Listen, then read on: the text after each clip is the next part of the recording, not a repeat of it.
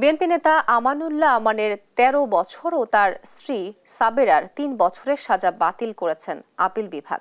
বুধবার ভারপ্রাপ্ত প্রধান বিচারপতি আশফাকুল ইসলামের নেতৃত্বাধীন ৩ সদস্যের আপিল বিভাগ এ রায় দেন। ব্যারিস্টার মাহবুব উদ্দিন খোকন বলেন, দণ্ডাদেশের রায়ের বিরুদ্ধে এই দুইজনের করা আপিল মঞ্জুর করে হাইকোর্টের দেওয়ার রায় বাতিল করা হয়েছে। এরপর ভবিষ্যতে নির্বাচনে অংশগ্রহণ নিয়ে তিনি বলেন, এ মামলায় খালাস পাওয়ায় আমানুল্লাহ আমানের ভবিষ্যতে নির্বাচনে অংশ নিতে আইনগত কোনো বাধা নেই।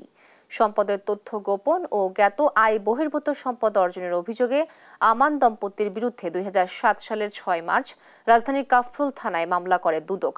ওই বছরের ২১ জুন বিশেষ জজ আদালতের রায়ে আমানকে ১৩ বছরের ও সাবেরাকে ৩ বছরের কারাদণ্ড দেওয়া হয়।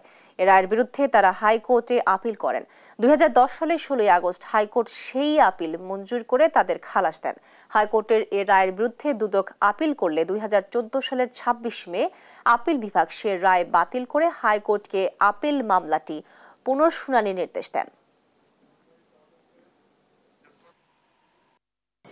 আজকে মহামান্য সুপ্রিম কোর্ট আপিল ডিভিশন রায় দিয়েছে, সে রায়ে আমানকে যে সাজা দেওয়া হয়েছে সে সাজা বাতিল করেছে, তার স্ত্রীকে সাজা দেওয়া সে বাতিল করেছে, যেটা আজকে রায়ের ফলে আমার রাজনীতি আর কোনো রাজনীতি নির্বাচন করতে কোনো বার হলো না।